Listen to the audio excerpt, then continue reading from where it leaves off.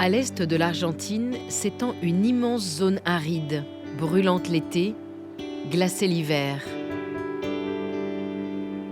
Au pied du colosse de la cordillère des Andes, l'Aconcagua, s'étend la plus grande oasis d'Amérique construite par la main de l'homme. Une oasis qui est aussi devenue le plus grand vignoble d'Argentine.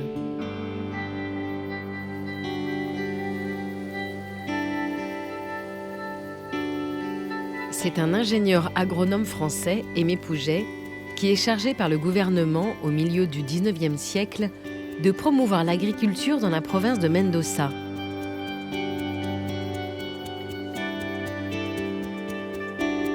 Il fait planter de la vigne, des oliviers, des arbres fruitiers et fait venir quantité de vignerons d'Europe. Aujourd'hui se déploient à perte de vue des vignobles gigantesques dans ce qui devrait être un désert. Mendoza produit 95% du raisin argentin. Mais petits et grands producteurs sont désormais menacés par la raréfaction de l'eau. Ici, toute la vigne doit être irriguée pour exister.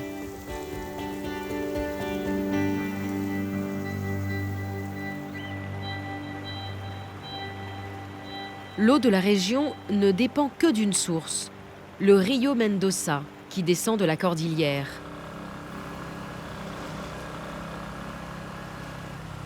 De précieux gardiens de l'eau, les tomeros, sont chargés de la répartir pour chaque plantation. Rodrigo est le tomero de Lulunta, dans la banlieue de Mendoza. Il est le seul à avoir le droit d'ouvrir les vannes pour irriguer chaque propriété.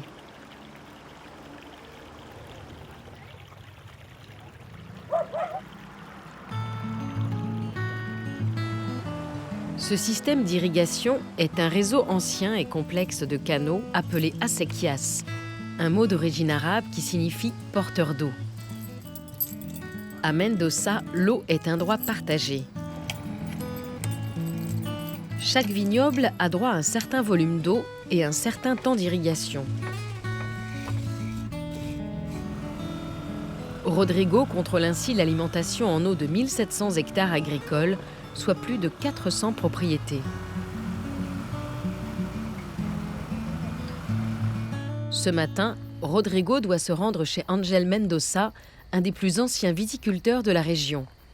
Caché à l'abri des oliviers, son vignoble est une évocation de la terre de ses ancêtres, venus de Galice, en Espagne. La ventaja más grande que tiene la región. La grande chance de cette région, c'est que des gouvernants du XIXe siècle ont eu l'idée géniale de faire venir travailler sur ces terres des viticulteurs européens.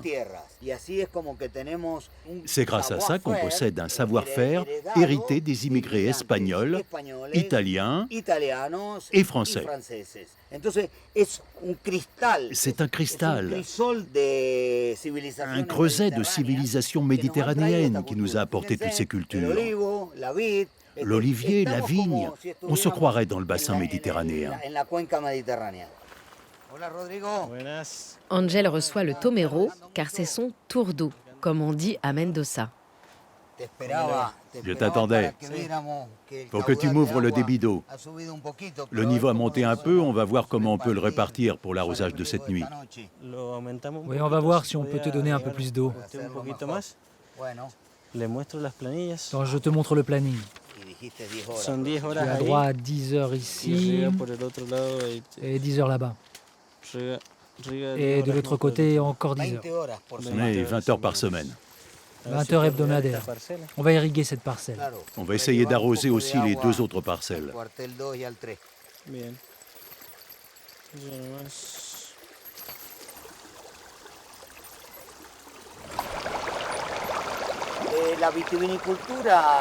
La vitiviniculture argentine s'est installée dans des zones très arides, où la pluie n'atteint pas les 200 mm par an.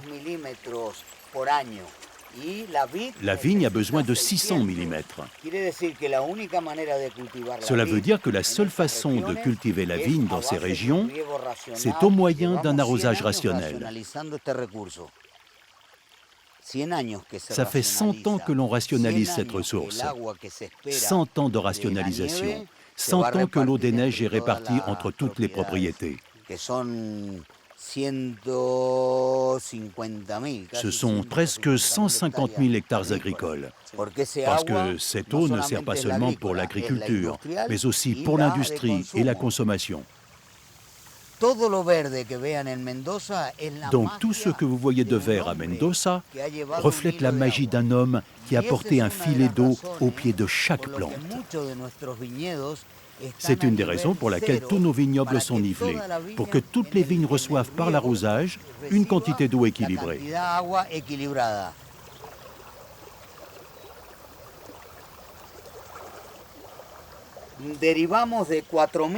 On a créé près de 4000 km de fossés à partir de ce qu'ont laissé nos Indiens autochtones, les Huarpés. Ils ont transformé tout ça à travers les âges en oasis. Ils ont été les premiers à comprendre la manière de canaliser l'eau des montagnes.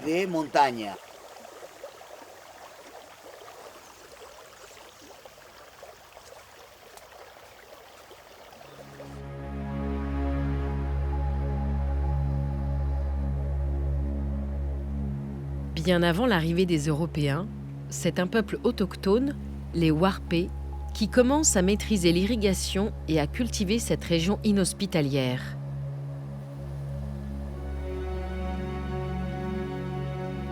Tout le système moderne d'irrigation de Mendoza est un héritage lointain de cette civilisation sédentaire, décimée par les maladies à l'arrivée des conquistadors. Les derniers Indiens Huarpés disparaissent de la région au XVIIIe siècle.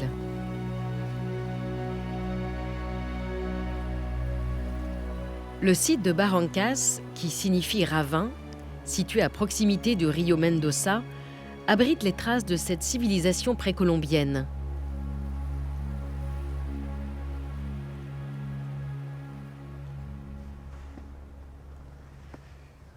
Diego Estrellas est archéologue et cherche les rares vestiges de ses premiers habitants.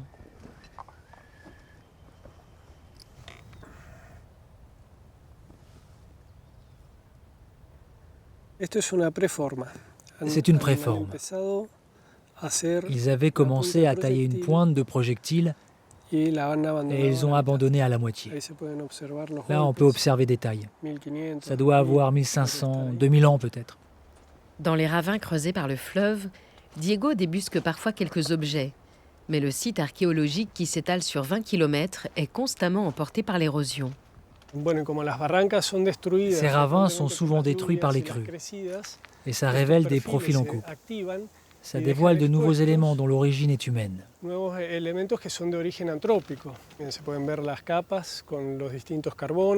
Là aussi, vous pouvez voir des strates avec des traces de charbon, des preuves d'une activité humaine qui date probablement de 2000 ans. Ces groupes agrocéramistes utilisaient déjà, à leur façon, les ressources hydriques, l'eau du fleuve. Dès cette période, il apparaît plusieurs types de cultures. On a trouvé à certains endroits des traces de quinoa, d'amarante, de maïs.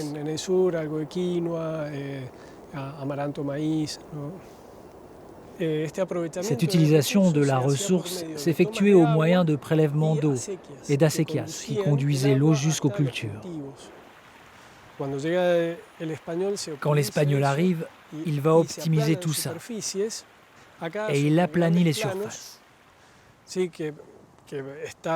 Apparaissent alors de grands terrains plats avec une très faible inclinaison, superposés les uns aux autres pour qu'ils soient tous irrigués, sans lessiver les sols.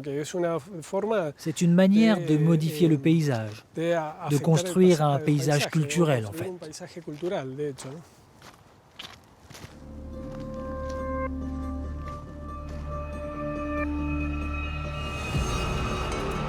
Aujourd'hui, le paysage de toute la région de Mendoza est en train de connaître une nouvelle métamorphose. La vigne s'y étale à perte de vue jusqu'au pied de la cordillère. En 10 ans, les surfaces plantées ont été multipliées par 3. C'est un nouvel Eldorado du vin qui attire les multinationales du monde entier.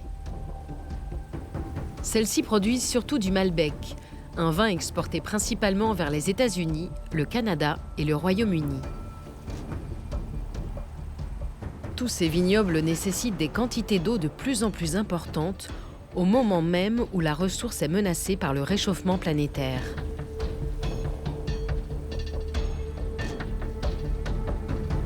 L'eau devient désormais une source de conflit qui remet en cause le système traditionnel de répartition. Ramiro et Alfredo, deux vignerons de la nouvelle génération, se rendent dans la vallée de Luco, là où se déploient les vignobles de prestige de Mendoza. Ils viennent superviser le début des vendanges. Ils ont dû repenser tout le système d'irrigation de la vigne.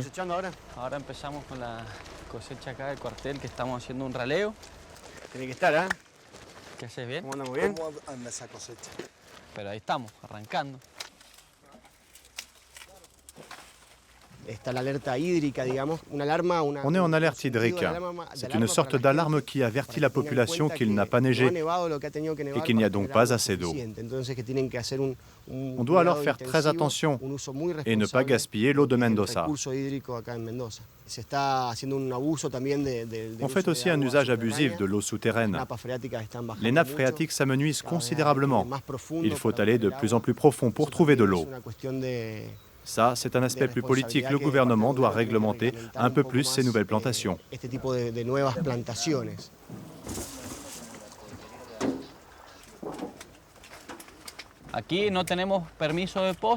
Ici, on n'a pas le droit de forêt.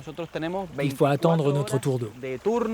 On a des tours d'eau de 24 heures tous les 15 jours. Quand ce n'est pas notre tour, on laisse couler l'eau pour qu'elle circule vers les propriétés voisines. Sinon, on l'accumule dans un très grand réservoir. Et ensuite, avec des pompes, on la distribue avec ce système de goutte à goutte. Vous voyez tous ces tuyaux? Ça goûte exactement au pied de la plante. C'est le plus efficace. Et on n'arrose que quand on en a besoin.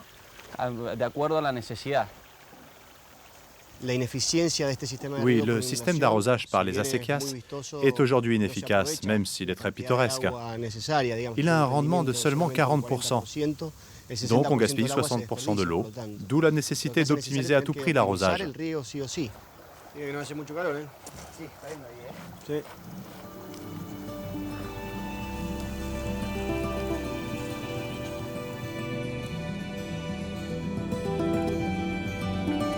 Que l'eau vienne des nappes souterraines ou du fleuve, la source principale en est pourtant unique.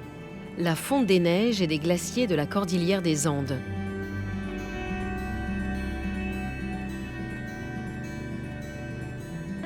Ce système vital pour la région est désormais sous haute surveillance.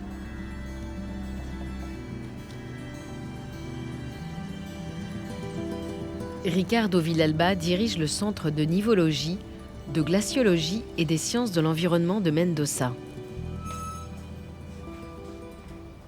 La cordillère des Andes, qui est une masse impressionnante avec ses montagnes extrêmement hautes, de 5000 à 7000 mètres d'altitude, est capable d'intercepter toutes les masses d'air qui arrivent chargées de l'humidité du Pacifique. C'est là que se dépose la neige. Cette même neige qui tombe en hiver va demeurer dans la cordillère et quand le printemps et l'été arrivent, elle commence à fondre pour constituer l'eau de nos fleuves, qui sont la principale ressource d'eau pour la région. C'est le moteur de l'économie régionale. C'est ce qui donne la vie. Et c'est ce qui a permis l'existence de plus de 400 ans de système d'oasis dans l'ouest argentin. Dans un désert, la variabilité climatique est énorme. Les précipitations peuvent varier d'une échelle de 100 à 5.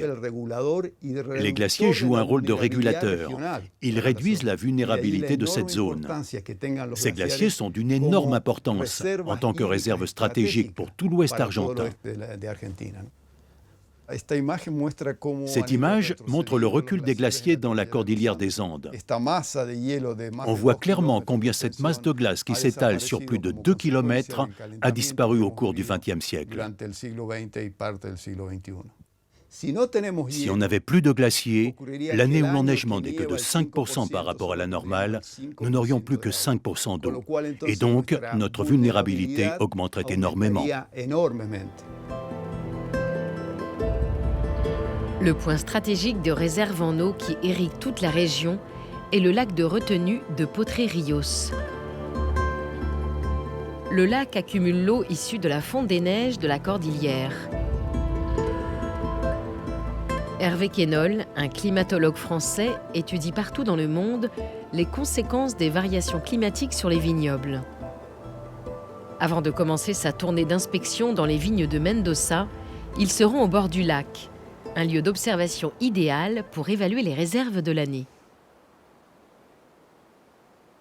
Pour moi, Mendoza fait vraiment partie des régions où le changement climatique a déjà un impact important. D'une part, il y a un problème qui est général depuis plusieurs dizaines d'années, c'est la forte diminution des précipitations neigeuses sur les Andes, donc ce qui engendre un niveau d'eau relativement bas. Donc ça, c'est la première inquiétude.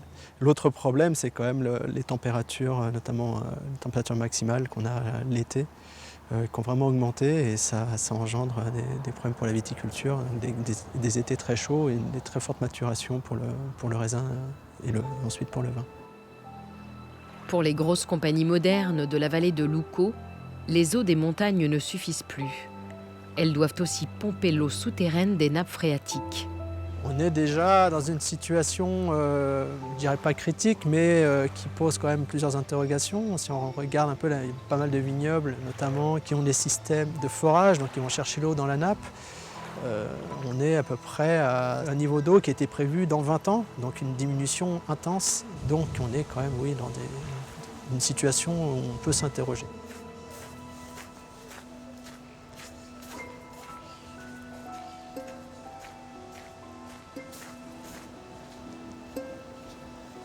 Pour évaluer dans le détail les conséquences du changement climatique sur les vignes, Hervé Quénol dispose à différents endroits d'un même vignoble des capteurs qui relèvent toutes les heures la température pendant plusieurs années.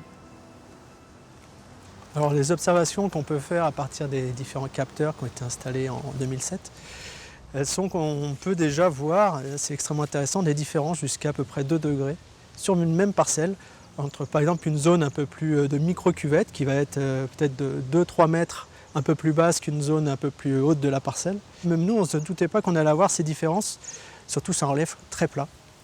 Le fait de montrer à l'échelle d'une exploitation qu'on peut avoir des différences de température du même ordre, ce qui est prévu à l'horizon 2050, ça permet déjà aux viticulteurs d'avoir cette prise de conscience et déjà de voir comment il peut s'adapter sur le climat actuel. On peut quand même préconiser un peu plus diversifier les cépages et non pas rester sur un cépage principal, donc le Malbec. Ça commence à être compliqué pour le Malbec. Le Malbec, cépage roi de Mendoza, supporte mal le réchauffement climatique. Les trop fortes chaleurs entraînent une surmaturation de ces raisins. Il faudra sans doute trouver un remplaçant à cet emblème de toute la vigne argentine. Un changement profond de culture auquel se préparent déjà quelques viticulteurs de la nouvelle génération.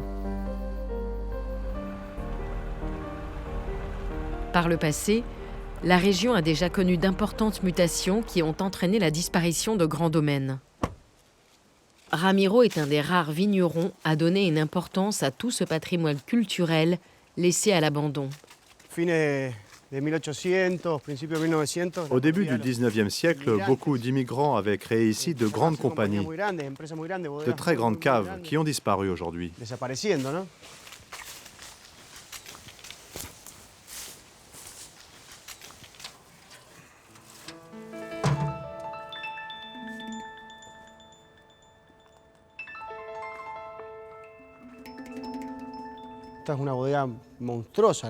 Celle-ci, c'est une bodega monstrueuse, vraiment. Ces domaines avaient leur propre groupe électrogène, leurs bureaux, leurs propres chaudières, leur tonnellerie où ils fabriquaient et réparaient leurs propres bordelaises. ces barriques géantes qu'on utilisait à l'époque.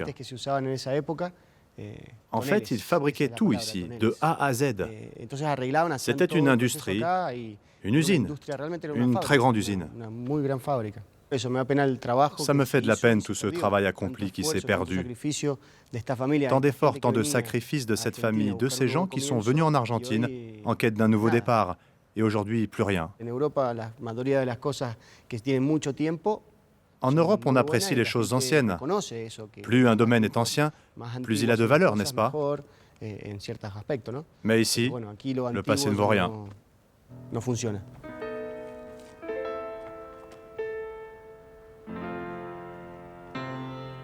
La famille de Ramiro s'est lancée dans le vin en reprenant justement une petite bodega traditionnelle de Mendoza, laissée à l'abandon pendant plusieurs décennies.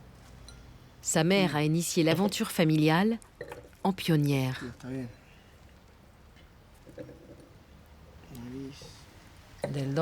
Entre le 2 et le 3, je préfère le 2.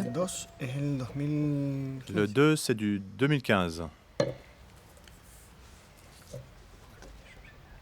Parti de rien, sinon du seul désir de faire un vin biologique dans une exploitation de petite taille, Ramiro et sa mère se réinventent un destin de vigneron. Commencer de zéro, se trouver devant une feuille blanche, ça nous a permis d'être créatifs. Tout en apprenant, j'ai essayé de collecter des informations, mais sans préjugés, sans partir de principes préétablis. Je crois que mon but était d'obtenir le meilleur raisin possible et le meilleur vin possible. Si on ne fait pas ce qu'on aime, cela n'a aucun sens. Quand je viens à la cave, je ne viens pas travailler. Ce n'est pas la même chose. Grâce à Dieu, j'ai quitté le droit pour étudier l'œnologie. Et l'autre partie de la famille, les avocats, ils me remercient car aujourd'hui, ils peuvent boire du vin grâce à moi.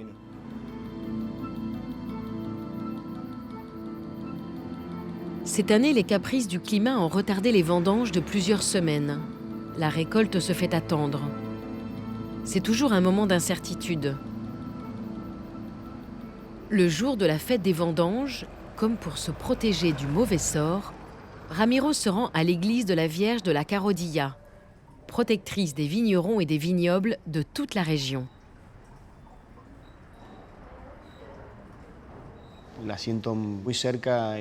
Moi, personnellement, je la sens très proche. Je lui demande des choses. J'essaie de tenir mes promesses. Je sens qu'elle protège énormément les vignobles aussi. Quand on travaille la terre et qu'on fait les choses avec foi, on voit le résultat. Le sacrifice et la foi sont très importants. Si on donne des bonnes choses à la terre nous le rend. Pour moi, c'est aussi la protectrice de la terre, un peu comme la Pachamama. La Pachamama, la terre-mère des Incas, reste célébrée dans tout le monde andin. Si la fête des vendanges est placée sous le signe de la Vierge de la Carodilla, elle trouve sa source dans des rituels païens plus anciens. Cette fête de Mendoza est une des plus importantes du continent américain et attire chaque année des centaines de milliers de personnes. La fête des vendanges représente le travail de toute une année. Tout le sacrifice pour l'entretien et le soin de la vigne, voir grandir la plante, la lutte contre les intempéries et contre d'autres facteurs, humains ou non. Tout cela s'incarne dans le moment des vendanges. Donc cette fête est très importante pour nous. C'est la fin d'un cycle après une longue année. Quand on a eu la chance de pouvoir récolter et d'avoir le raisin dans la cave, c'est très important pour nous de le célébrer.